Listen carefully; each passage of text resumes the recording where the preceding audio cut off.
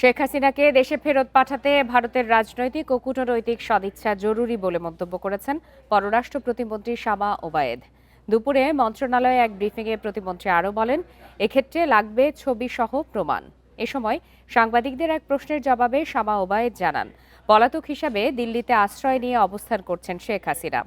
তার স্ট্যাটাস সম্পর্কে সরকারিভাবে ঢাকাকে এখনও কিছু জানায়নি ভারত। তবে দেশে ফেরার ক্ষেত্রে ছবিযুক্ত প্রমাণ লাগবে শেখ হাসিনার।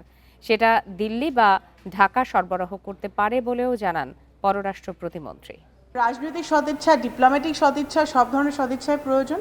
তা আমরা আশা করব বাংলাদেশে যাদের বিচার হয়েছে এবং বিচার হওয়া প্রয়োজন তাদেরকে আমরা যে বাংলাদেশ সরকার থেকে আমরা যে বারবার তাদের সাথে যোগাযোগ করছি, আমরা চিঠি দিচ্ছি, সেগুলো তারা রেসপন্ড করবে এবং ডিপ্লোম্যাটিক চ্যানেলে আরও ত্বরান্বিত করে তাদেরকে ফিরিয়ে দেওয়ার ব্যবস্থা করবে।